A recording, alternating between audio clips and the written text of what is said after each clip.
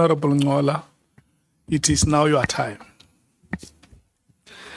Thank you very much, Chair.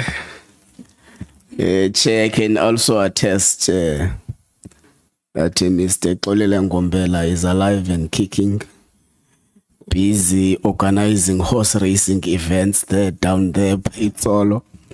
I can give you his number so that you video call him through the lunchtime. But do you know if there is other citizen using the same names? No, Chair, there's only one Malema And Nqola who's a former speaker from Tsolo. There's only one person who was ambushed, but he was not killed.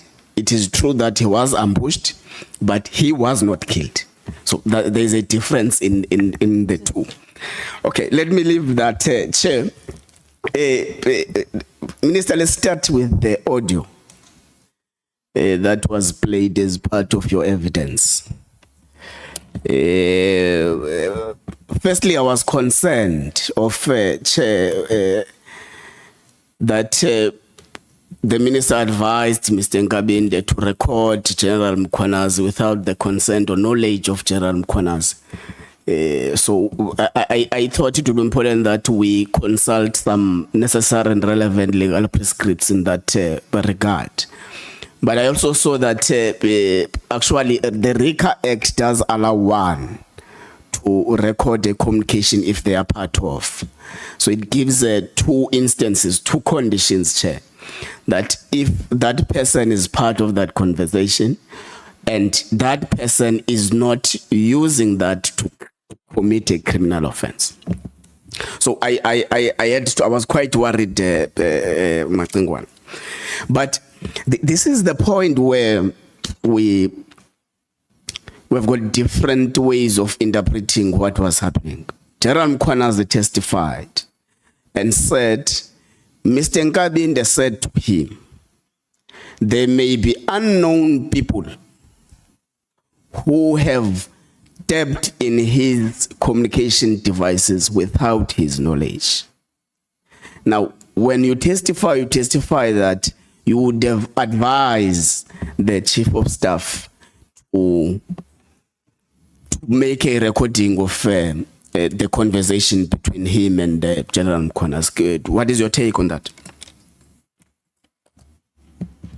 Now, what I said, and also inclusive of the correction of the hitch that happened in the other room, on the second, when they started talking between them, General Mkhwanazi and Nkabinde, they talked about the things that I indicated, and that included on the first day that what I regarded as a threat, that if Minister Mchunu believes that he is clean,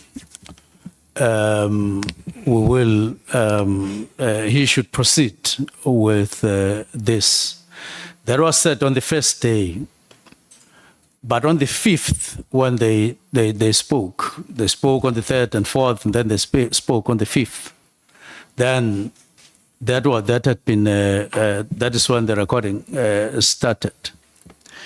Now, when they start the recording, they acknowledge what they had discussed on the second, as you heard the other time. That needed to be clarified. Yes, they did speak about a supposedly screenshot conversation between them, but they themselves say they didn't know how that came about, but it had omission of things that they thought anyone who would have recorded them would have included them, but excluded some of those things. So you say you are concerned about that. We'll leave it to them and their recording. I was merely sharing the recording on my side.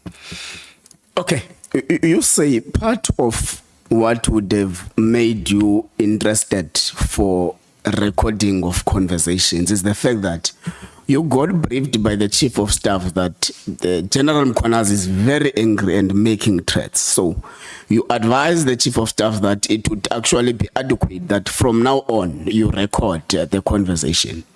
So you brought evidence in a form of an audio. That part of the threats that you think that are being said in the audio is that someone says if you are clean, you can proceed and all those things.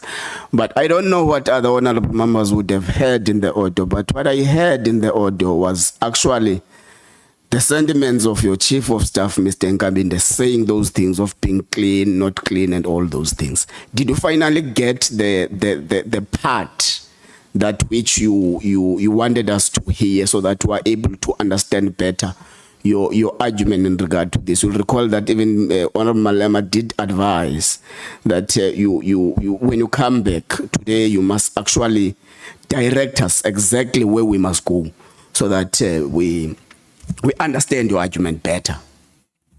The part that I was interested in was where such a statement was being made between them and then recorded. Now, it's only in reference, it turns out, because that part was said before they started recording. But it's referred to in the conversation on the 5th and acknowledged by them when they remind each other that whoever would have screenshot them when they were discussing would not have missed out on this part and that part. For instance, on the first part where there was talk of fight back, where there was talk of if the minister is clean, that conversation had not been or was not recorded. And I thought part thereof was actually recorded. That's why I brought it here. But it turns out that it is only in reference. So my answer to you is that I thought that that had been recorded. It turns out it had not been recorded. It just comes as a reference, rather. Okay. Does the minister understand that as things stands, given that the response, the ad hoc committee doesn't have the evidence of threats as things stands now? The ad hoc committee has a reference as it stands now, and I would advise that if it pleases the ad hoc committee, you can get Mr. Nkabinde to come and say it for himself.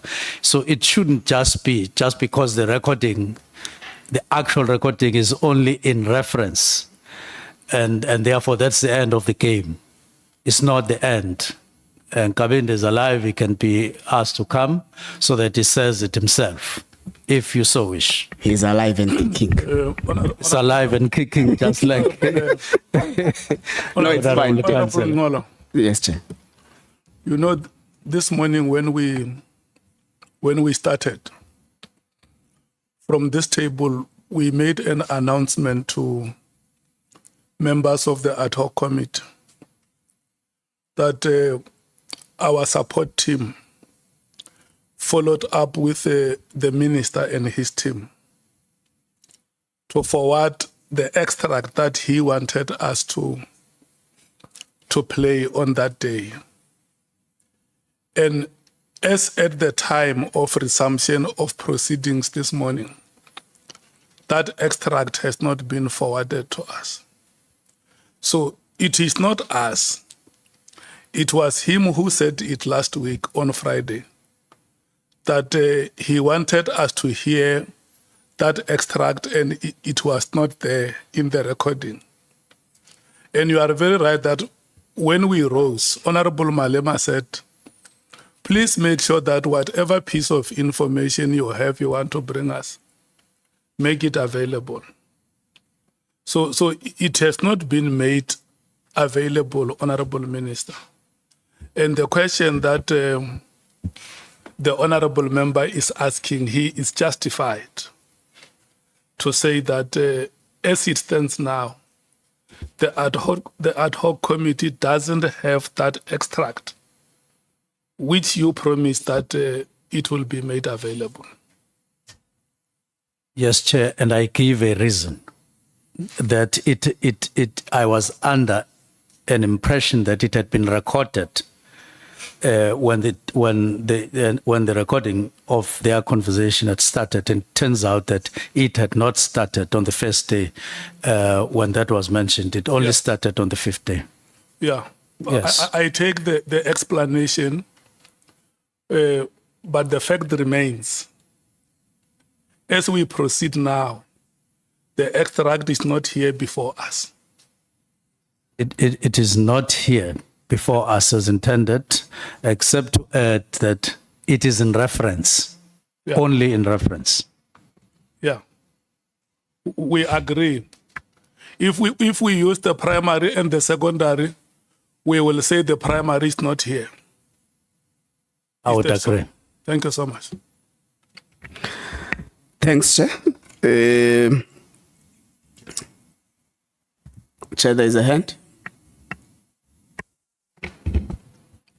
I'm on the same point. The minister, because you are putting it as if we should have the recording. The minister does not have a recording. He told us he's got a recording and he wants us to play.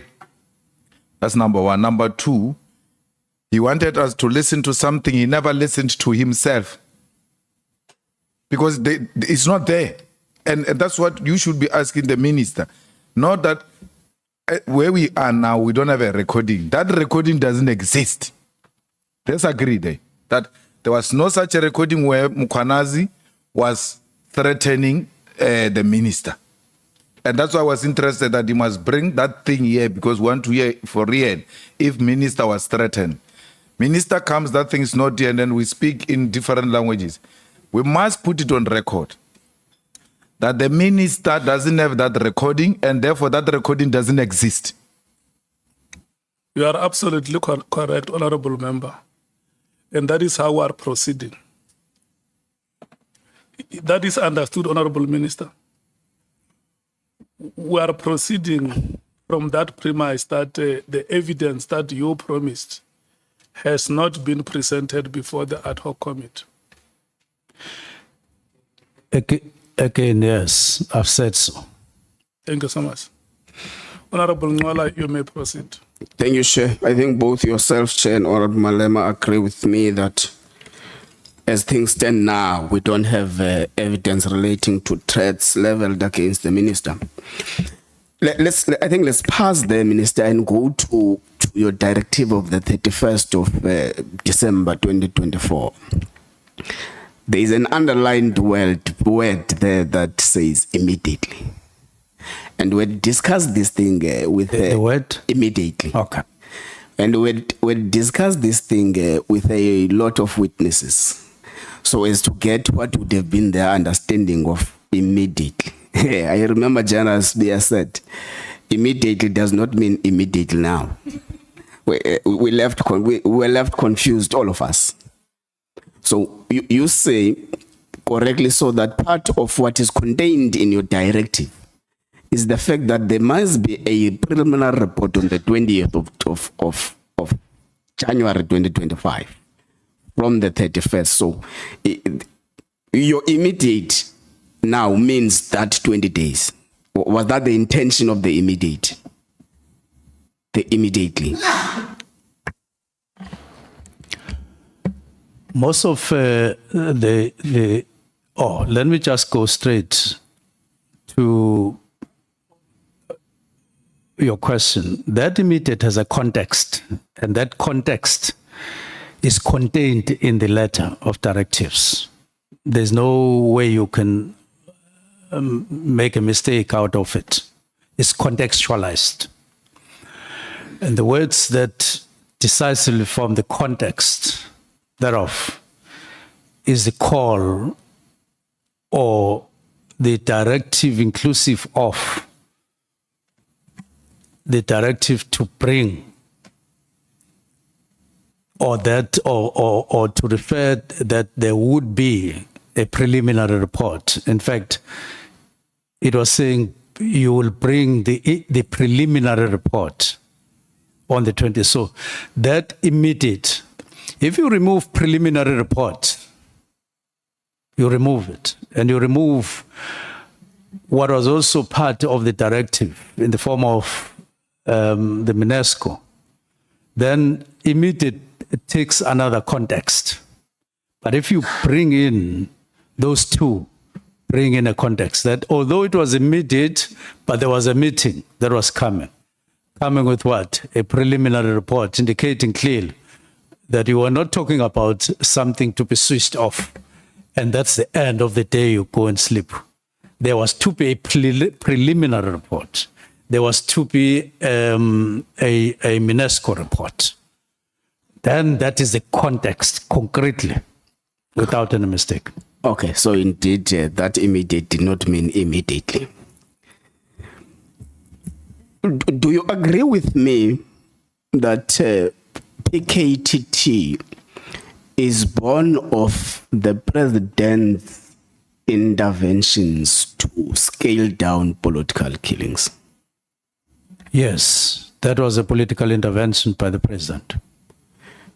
Is it your evidence that given that you found it adequate not to consult the president prior the decision was taken?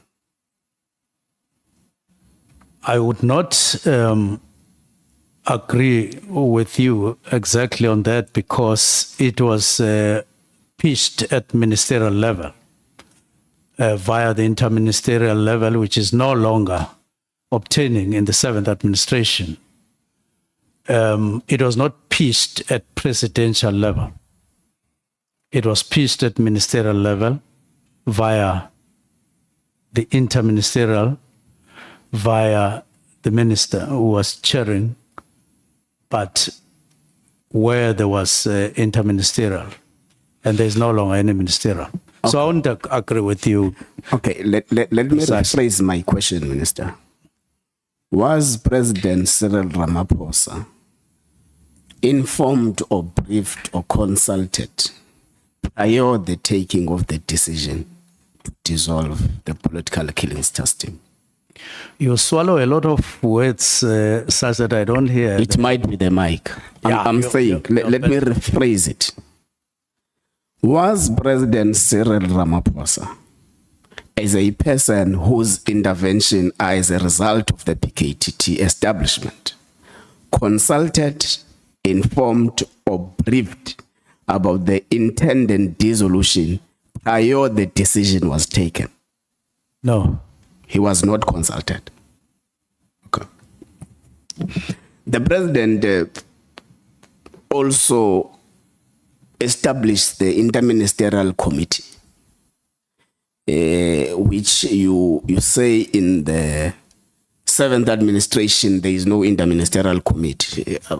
Maybe if you can brief us, when was it dissolved by the president who appointed it? When were the closing reports being submitted, so that we better understand that if there were terms of reference, perhaps that guide it not to surpass the 6th administration. Has there been such?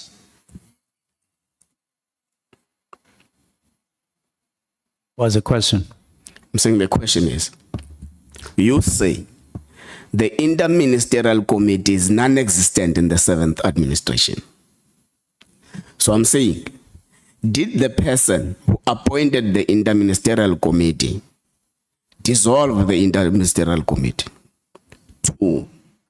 When were the closing reports of the IMC submitted to the president so as to seal the closing of the IMC? 3. Were there terms of reference that say the interministerial committee only exists in the 6th administration? Yeah, Honorable Nqola, you must not drown my witness with a bombardment of questions. May you please take your one by one, Chair. Your questions one by one. Okay, thank you, Chair. So apologies, Mkhwanazi. No, I understand all of you. Okay, no, that's fine. He says he can take it in that fashion, Chair. Just saying, go easy. You have time. I mean. Okay, yeah. Chair. My statement, that is my affidavit, only refers to the 7th administration not having an interministerial committee on the National Political Killings Task Team that was established in 2018 to focus in the main KZN.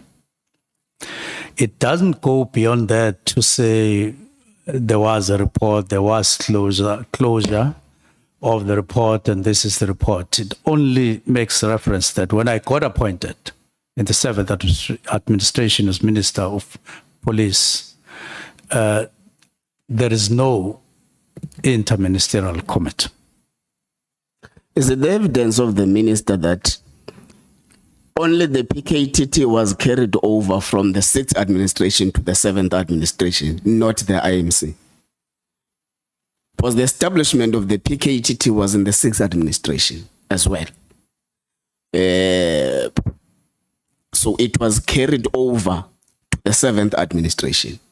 So are you saying now, Minister, that only the PKTT was carried over to another administration, but not the IMC?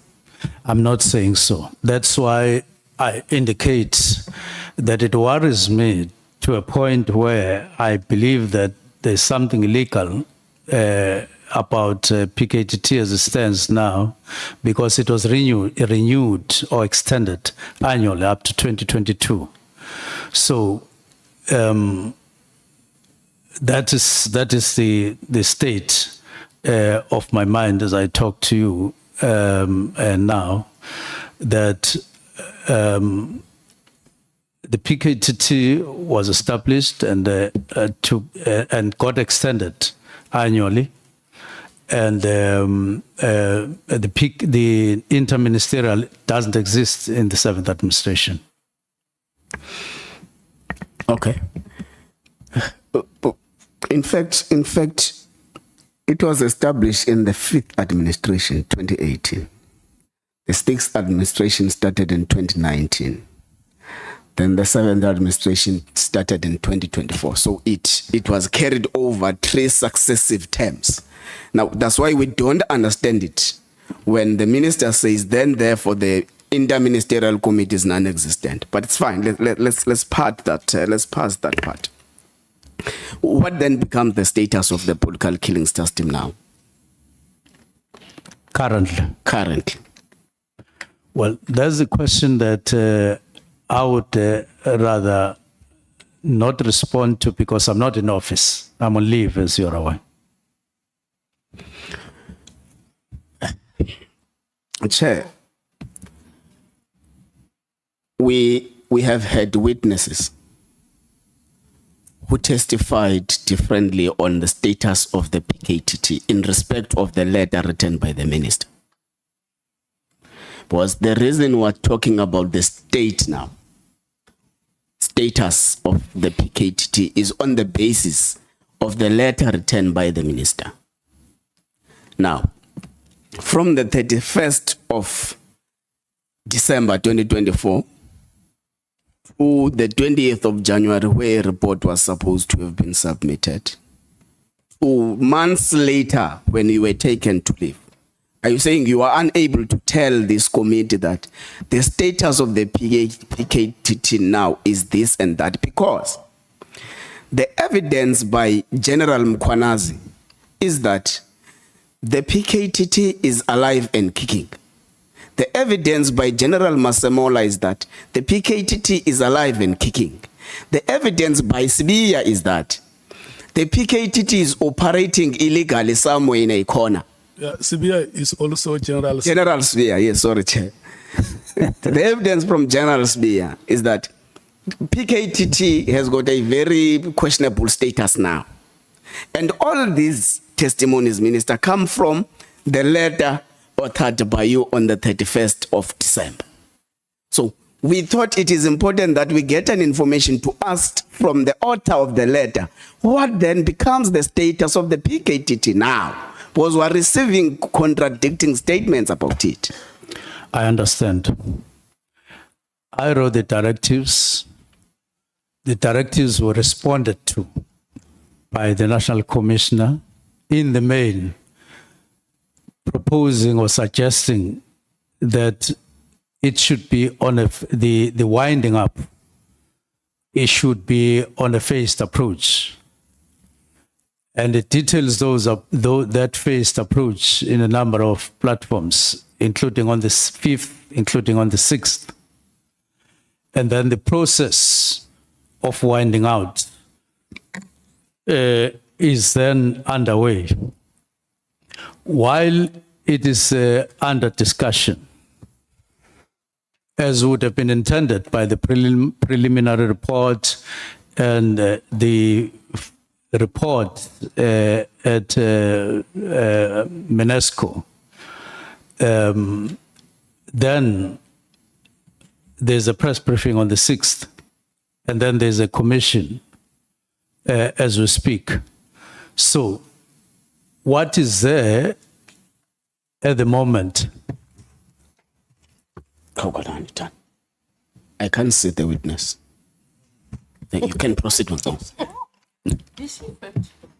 What is there at the moment in terms of my response to you is that there is a process of a discussion which has not been completed while PKTT continues to operate.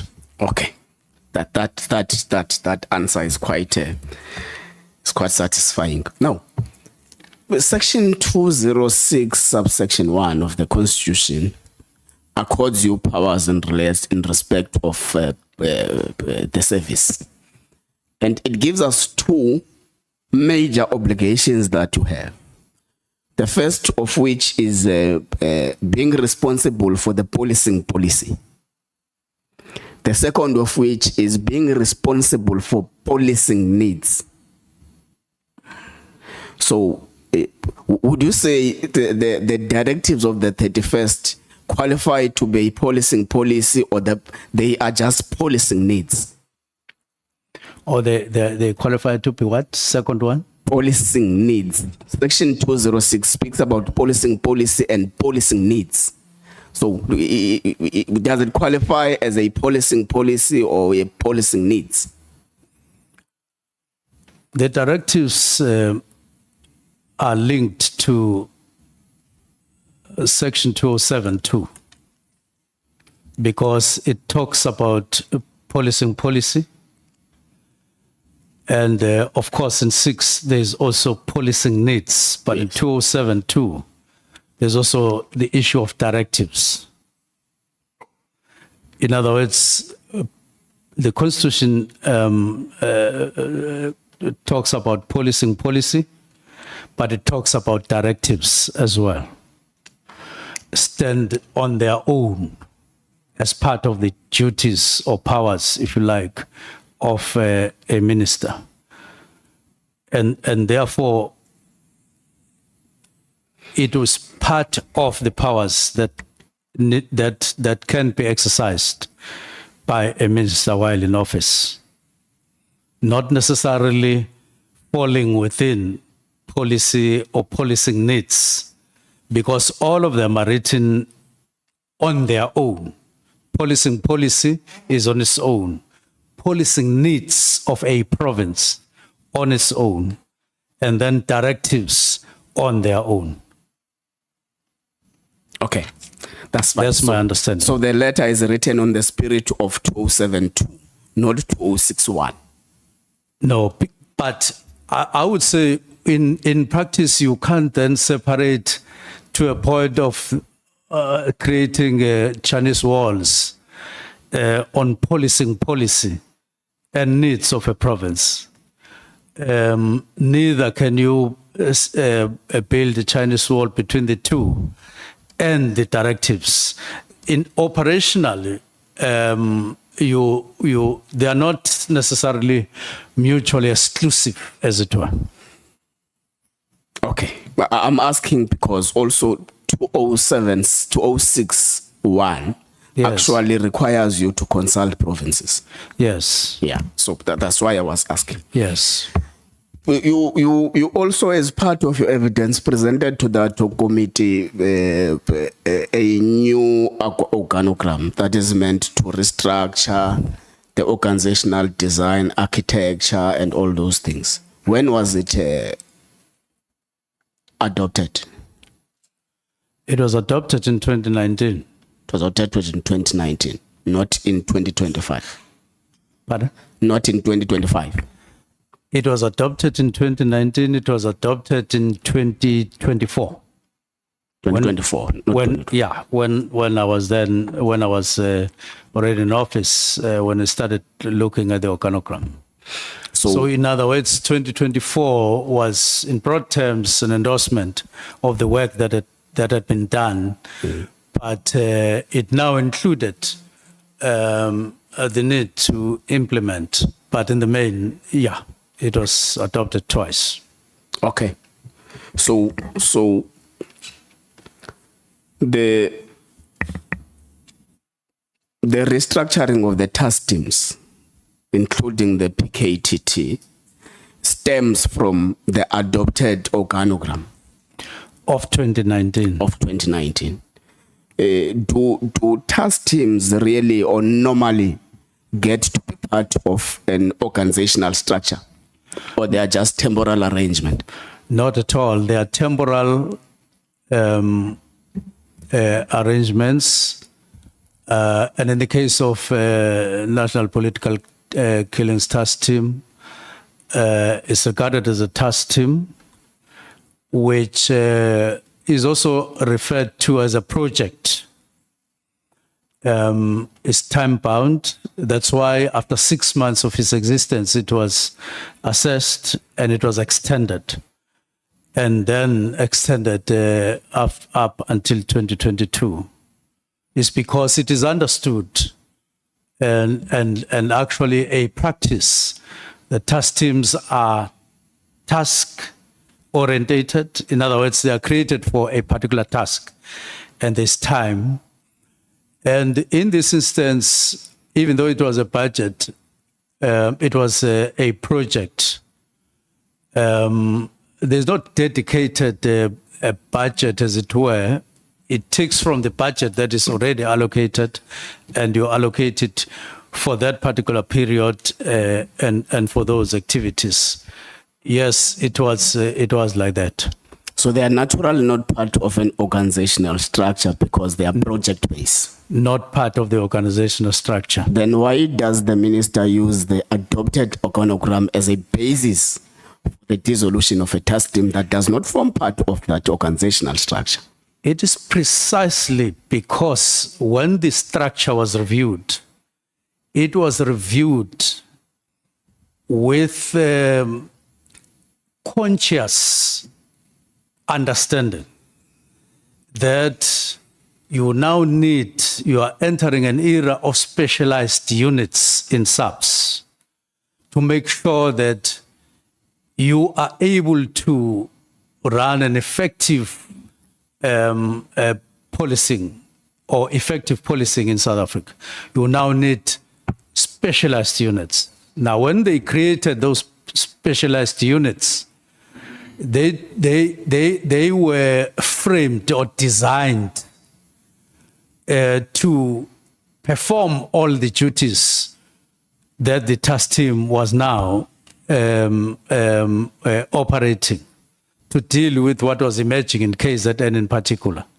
So inevitably, once the structure was fully operational, the structure was designed to take all those duties, and it was done consciously. It was not incidental. That's why you create murder and robbery.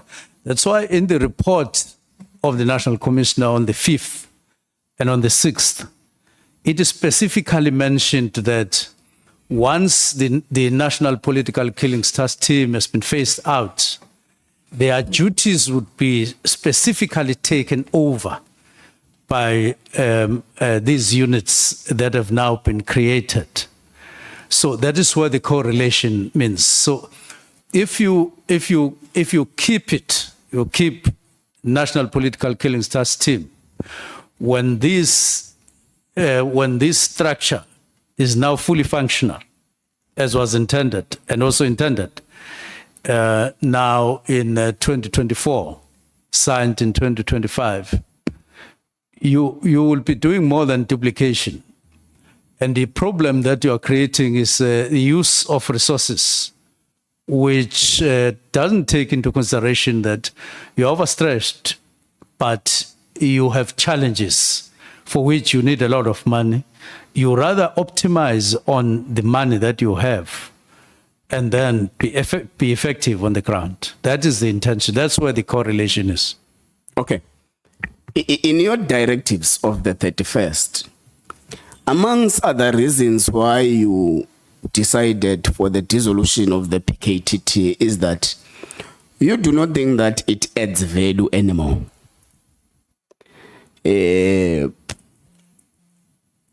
We have already had 3 witnesses here in the ad hoc committee.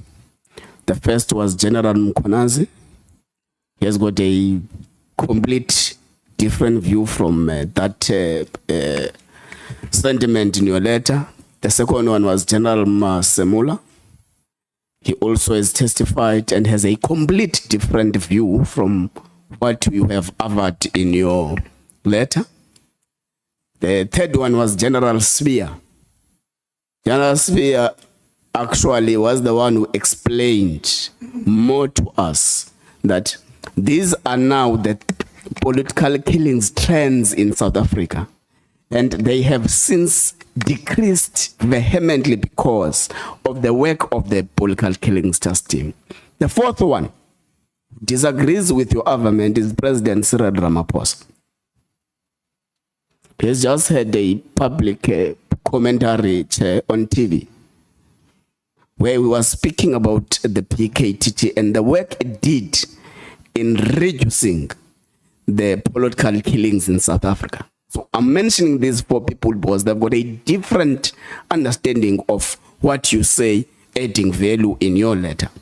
Now, I want to check if the minister from appointment has been able to at least summon a progress report in respect of the work of the political killings task team, so that what informs the decision of the minister is actually the progress report that the minister would have actually received from the officials of the department, whoever is obliged to do that. The issue of if you look at the report that was or the comments that were made by CFO in 2024, they do indicate a monetary value on this matter. And you look at, yes, March 2024, when you look at what National Commissioner says in 2025, talking about the need to expedite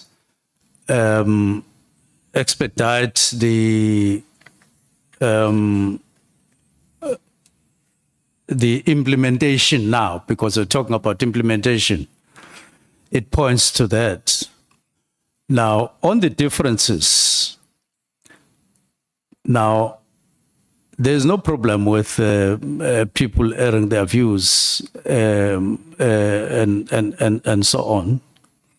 But the fact that you cannot dispute, one is that from 2023, there's been substantial decrease of political killings. That is in the main in KZN. To a point where 2024, you speak about 7. In March 2025, you speak about 1. That's a decrease. But what is happening on the side of the budget is different. It's not in line.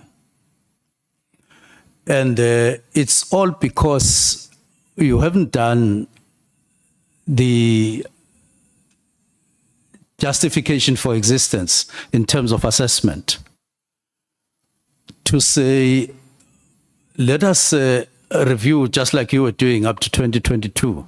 You're now talking about the budget. You're now talking about the budget.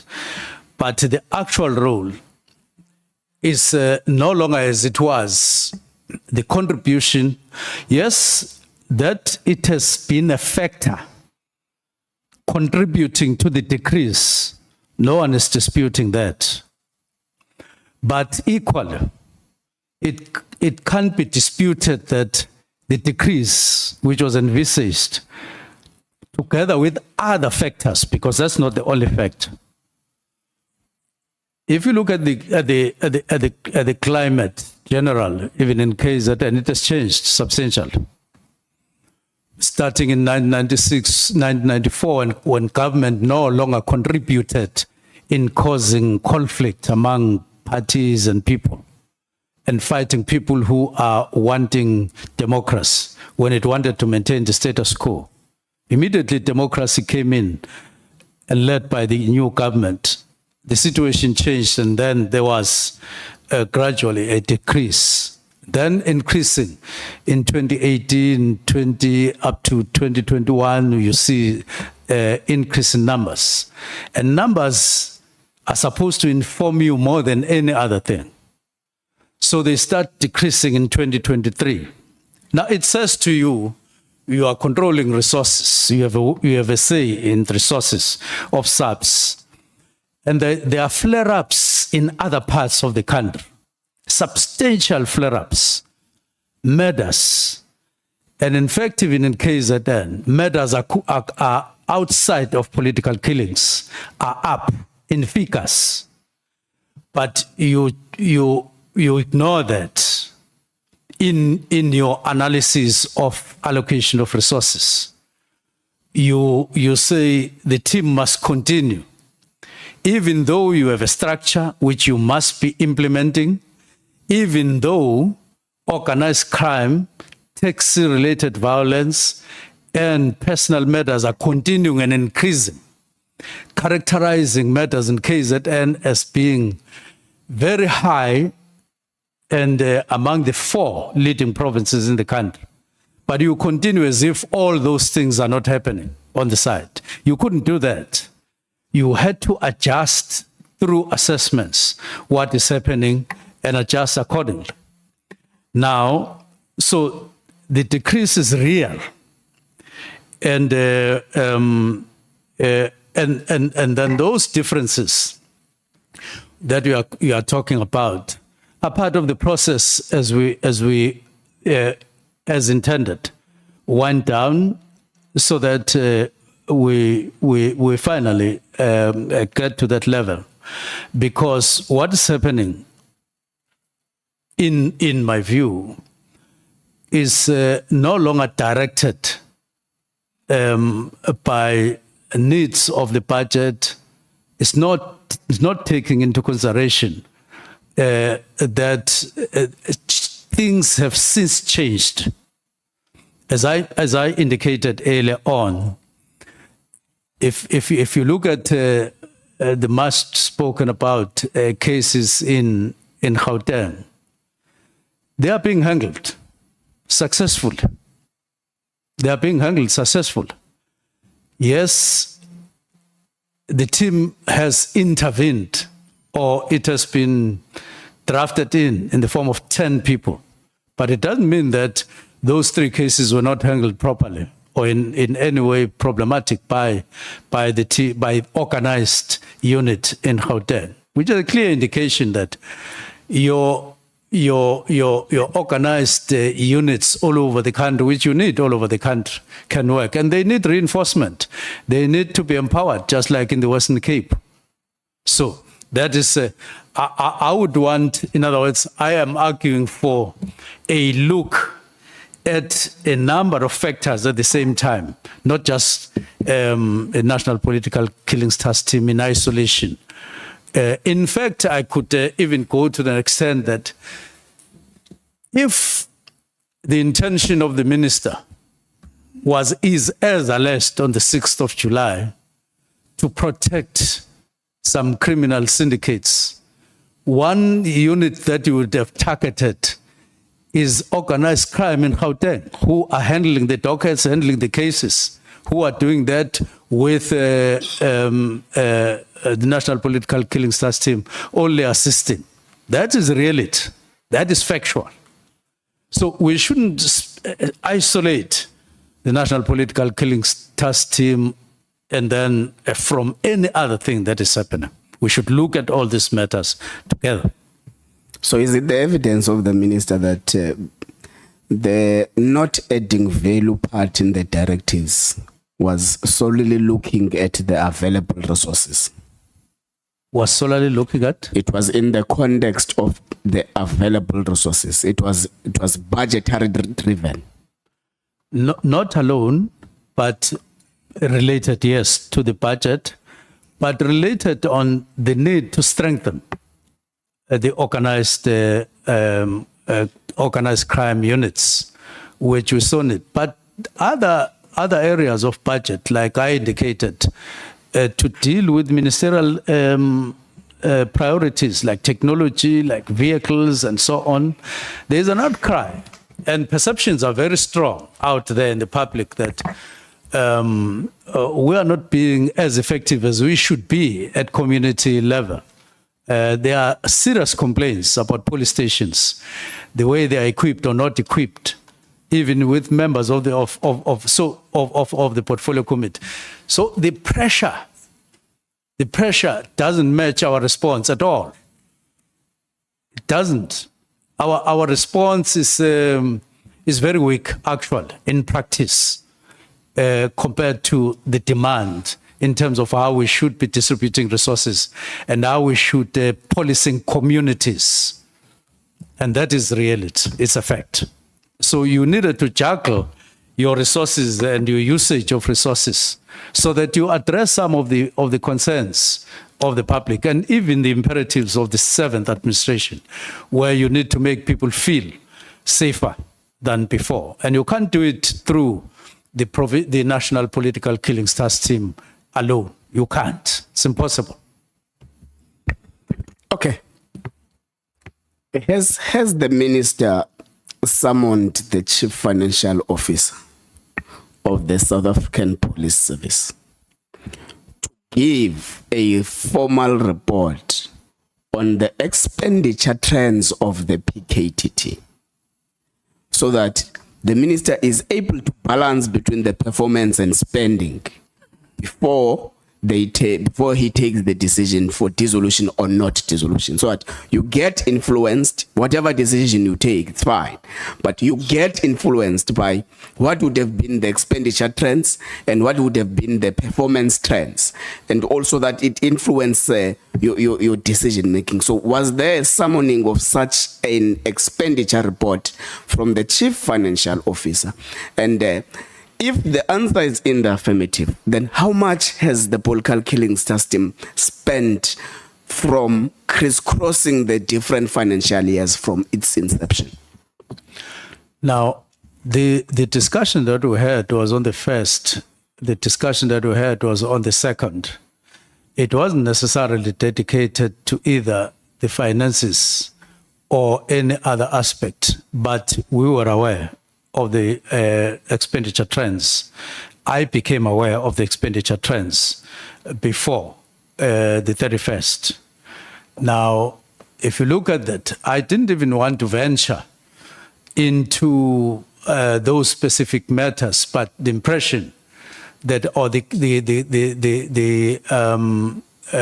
what word did I use? The observation that I made was that you would no longer comfortably spend these amounts on accommodation, spend these amounts on vehicles, spend these amounts on other related activities like S&T and related matters, on the task team, that is the National Political Killings Task Team, spend so much even on accommodation, when in fact you are not spending something similar on organized crime, even in KZN, serious and violent crimes, even in KZN. You are having difficulty to explaining your sending dockets in South Africa at the moment. Serious difficulty. You are unable to. and other areas of work, why there are no vehicles and so on. Remember, the expenditure that you are doing in political killing stars team is the same amount that you should be doing all over, but in an even way. So I did make an observation on that, including what CFO had said in March 2024 when she responded to the submission that had been made by General Kumalo, talking about the budget that had been cut on a number of occasions and reducing the request from 94 million to 20 million at that time, and suggesting that beyond elections, please engage if you want this to continue, engage on a new work study and so on, and so on. Like it is not part of the organogram. So there was enough information to work on in the context also of the demand for the same budget general. And that is the same context that informed us that we should disband or remove the inspectorate. Same thought, same thinking. Wanted to optimize. We still need to optimize if we are to correctly or maybe meet the public and their expectations in terms of what is happening throughout the country in terms of policing. But if we keep things like this, it will be our choice to always, up to the end of the year, say one and the same thing and say, we are trying. When 400 people will be killed in 3 months or 4 months around here in the Cape Flats and so on, and other areas. To me, it is not ethical.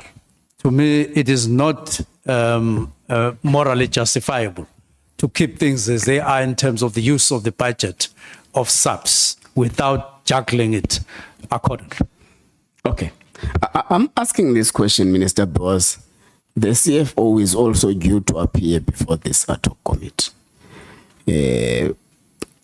Is it the evidence of the minister that there was no formal request for the CFO to submit an expenditure report in respect of the political killing system? The minister and the team just made an assessment throughout the work that they were doing since July 2024.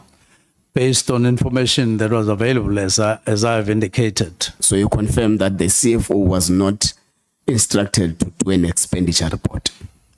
The CFO did make written comments.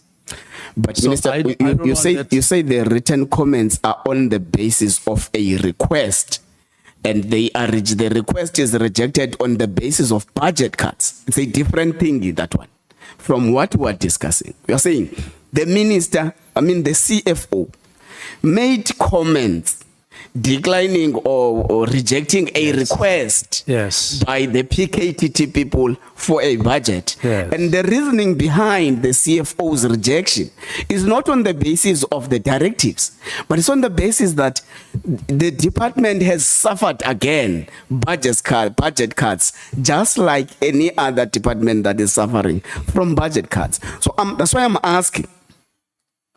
What I'm asking is different from the response from what was requested. What I'm asking is that, is it confirmed by the minister here in this meeting that the CFO was never directed to submit an expenditure report of the political killings testing? Now, you're asking a question. I am responding. And I would want to respectfully suggest that I be allowed to respond the way I need to, just like you ask the question the way you need to. So my response is that I considered a number of issues in relation to the budget, overall budget of SAPS, and the constraints that we are experiencing. Two, I consider the demands on the budget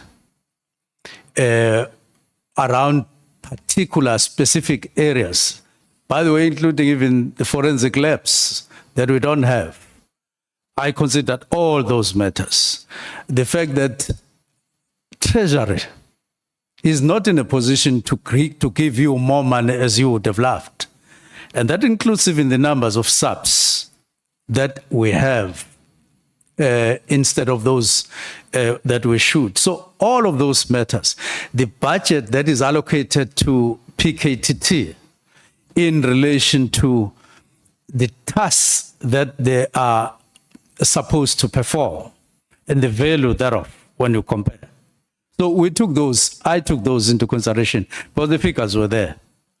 Now, I then conclude, so I don't want an impression to be created that when I wrote, I only had one factor and so on. But out of all those things, then wrote the letter. Now, I'm giving you the context. But if you then ask me a narrowed question that says, before you wrote the letter on the 31st of December, did you call the CFO? I would say no, I didn't call her. But all the facts were in front of me, including on her comments herself in March, and all other factors like what was it designed for and how it happened. Thank you. I think that will be enough. That will be satisfactory. So, has the PKTT been budgeted for the financial year 2025-2026, which started on the 1st of April 2025? Now, I heard that National Commissioner said or overturned what CFO had said in March 2024, which are made to understand that she also made comments in 2025 about concerns in terms of monetary value, and that money has been provided. The last time I was aware was that National Commissioner was still going to consider the requested budget for 2025-2026.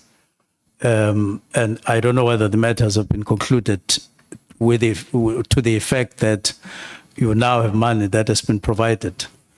If so, I would still say that is money, in my view, that should be or could have been optimized and should be optimized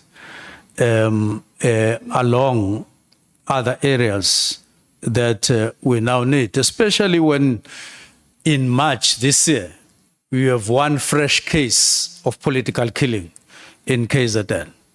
But you still budget the same as you would have done when there were 18 incidents or even 50-something incidents. So you would differentiate, you would adjust your budget. You would adjust your use of resources in a responsible way from where I sit, and that's my central argument. Okay. Minister, it is common cause that the PKTT does not only comprise members of SAPS.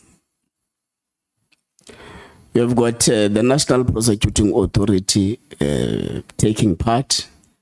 We have got the State Security Agency taking part. We have got DPCI, Correctional Services, and other stakeholders. So what has been the value of their contribution? Or else, let me put it like this. What has been their contribution in respect of all the intention to disband the PKTT prior the signing of the regulations on the 31st of December? Their role, insofar as cases that have been dealt with by the National Political Killings Task Team, has been significant. But you must also know that it is in the context of the cases that the National Political Killings Task Team is dealing with, as reflected by figures. In this case, when National Political Killings Task Team say we have one fresh case in 2025, it will be in that context, that contribution. In other words, in one fresh case. In a sea of matters, not only in KZN, national. And it is important to take cognizance of that fact. In a sea of other matters. That's exactly what is in the heart of my concern.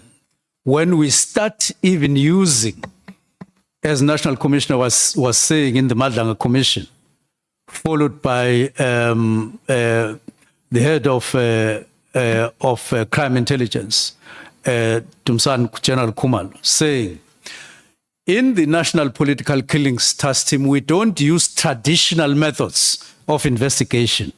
We don't use normal methods. We don't use usual methods. We use a different design that is expected to yield effective investigation. And I agree with them. It's a good model, by the way. I agree. But I questioned myself, what is the ethics of a distribution of resources in a manner that caters for a few people in an effective way, leaving aside the masses outside? What is the ethics there? And I decided that, look, we need to change this. We rather adopt that model, but national, especially in the provinces, including KZN, by the way, where there's a high rate of murders, which I had raised with all the people, the National Commissioner, deputies, and provincial commissioners in November. And I had raised a deep concern. So we rather take the model, if it is good, that we are using in the National Political Killings Task Team, and use it, if we want, even in the limited scale in the 4 provinces that are high murder zones in South Africa, than simply getting joy that, yes, PKTT is effective when every other people is murder, other people's murder is just regarded as normal, relegated to traditional. I wouldn't want to believe that that is part of my responsibility. That is why I then said, no, look, we need to come up. The model is good, as I say. So direct your answer. They contributed well, but no longer to a point where we can proudly and say justifiably, especially if you look at the Constitution and imperatives of the 7th administration. We're not required to look at cases emanating from killings of certain specific people. You can call them elite or whatever. We are required to be interested in everybody. So you can't keep things as normal as they are. You've got to wake up, and you've got to wake up to the imperatives of this administration and behave accordingly. Thank you.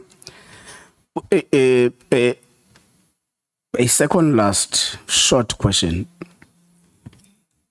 A person that goes by the name of Merdias writes a complaint to name you. of? Merdias. Okay. Writes a complaint to you and sends it on the 31st of October, complaining about the continued existence of the PKTT and how she thinks that the police service must be restructured. On the 31st of December, the same year, you write directives. Has Merdias influenced your decision? Firstly, I must correct that impression that the only concerns that I had dealt with at the time of writing the letter of the 31st was those of Mary Haas.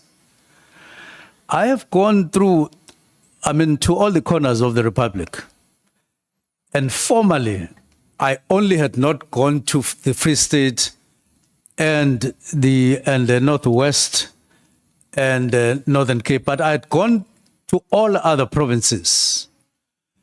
It shouldn't be just because other people and all the people that I saw couldn't write emails, which the Haas could do, then they must be taken for granted.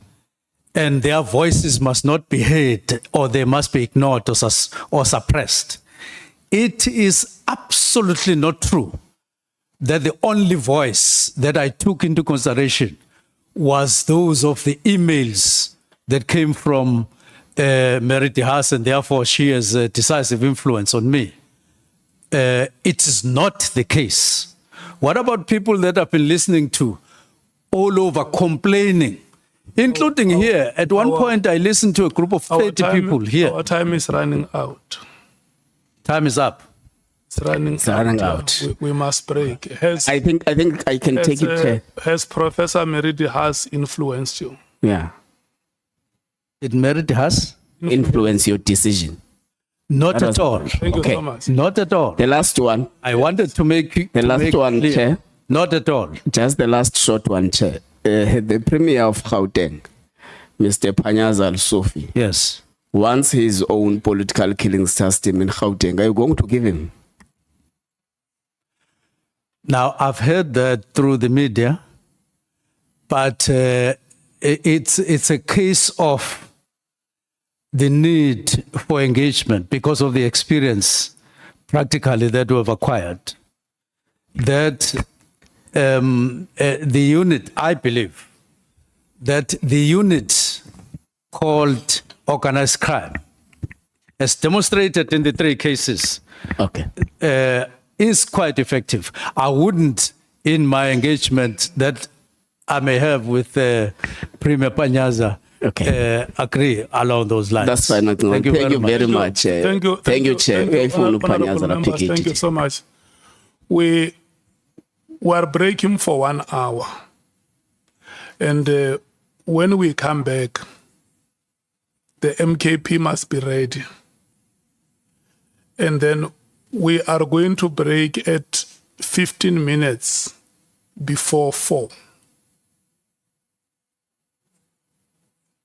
So now we come back at 14 hours. We take the MKP. We break for 15 minutes at 3:45. We come back at 4. I'm lining the speakers. We come back at 4. We take the Democratic Alliance and break at 5:45. We come back at 6. We take the EFF. And then further announcements will follow.